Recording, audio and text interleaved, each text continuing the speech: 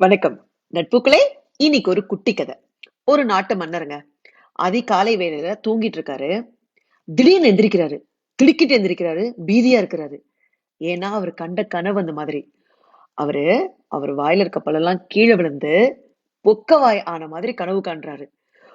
ஒரே பயம் வந்துருச்சு அவருக்கு. இதுக்கு ஏதோ அர்த்தம் இருக்குடா சாமி அப்படின்னு சொல்லிட்டு உடனே அரண்மனை ஜோசியர்ல ஒருத்தரை கூப்பிடுறாரு. கூப்பிட்டு, இந்த மாதிரி எனக்கு அதிகாலையில ஒரு கனவு வந்தது. இதுக்கு என்ன அர்த்தம் பார்த்து சொல்லுங்க அப்படின்னு சொல்லிட்டு அந்த அரண்மனை ஜோசியரும் ஓலையெல்லாம் தேடி கண்டுபிடிச்சு பொக்க வாய்க்கு என்ன அர்த்தம் அப்படின்னு சொல்லிட்டு கண்டுபிடிச்சிடுறாரு. கண்டுபிடிச்சிட்டு வந்து மன்னர்கிட்ட இந்த மாதிரி சொல்றாரு. நீங்க வந்து உங்க கண்ணு முன்னாடியே மனைவி, மக்கள், சொந்த பந்தங்கள் எல்லாரும் இறந்து போயிடுவாங்க அப்படின்னு சொன்ன உடனே அந்த அரசருக்கு வந்துட்டு கோவம் தாங்க முடியல. என்ன தைரியம் உங்களுக்கு, நீங்க இப்படி வந்து சொல்லிட்டீங்க அப்படின்னு சொல்லிட்டு இவர் உடனே போய் வந்து சிறையில போடுங்க அப்படின்னு சொல்லிட்டு சிறையில அடைச்சிடுறாங்க. இவருக்கு கோவம் தாங்க முடியல. இருந்தாலும் மனசுல ஒரு பயம். என்னையா இந்த ஆள் இப்படி சொல்லிட்டு போயிட்டாரு அப்படின்னு சொல்லிட்டு மனசு கேட்காம அரண்மனையில இருக்கிற இன்னொரு ஜோசியரை வர வைக்கிறாரு. வந்து அவர்கிட்ட இந்த மாதிரி அதிகாலையில அவருக்கு வந்த பொக்கை வாய் கனவை சொல்றாரு. சொல்லிட்டு இதுக்கு என்ன அர்த்தம் பார்த்து சொல்லுங்களேன் அப்படின்னு சொல்றாரு.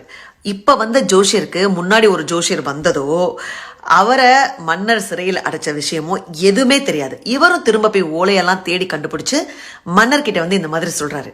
அரசே, நீங்க ரொம்ப கொடுத்து வச்சவரு. உங்க சொந்த பந்தங்களை விட, உங்க மனைவி மக்களை விட நீண்ட காலம் நீண்ட ஆயுளோட நல்லா இருப்பீங்க அரசே அப்படின்னு சொல்றாரு. இதை கேட்ட மன்னருக்கு மனசுல பயங்கர சந்தோஷம். இந்த ஜோஷியருக்கு பொண்ணு, பொருள், பரிசு எல்லாம் கொடுத்து அனுப்பி நல்லா இருங்க அப்படின்னு சொல்லிட்டு அனுப்பிச்சு விட்றாரு. இப்ப பாத்தீங்கன்னா விஷயம் என்னன்னா, ரெண்டு ஜோஷியரும் சொன்ன விஷயம் ஒண்ணுதான்.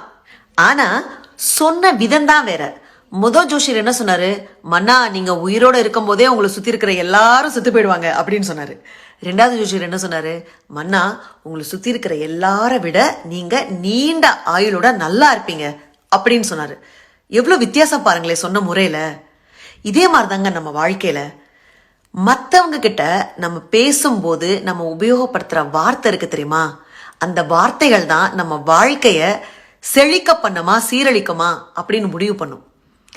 நேர்மறையா பேசணும்னு வச்சுக்கோங்களேன், நம்மளை சுத்தி எதிர்மறையா விஷயங்கள் நடந்தாலும் நேர்மறையா மாறும்.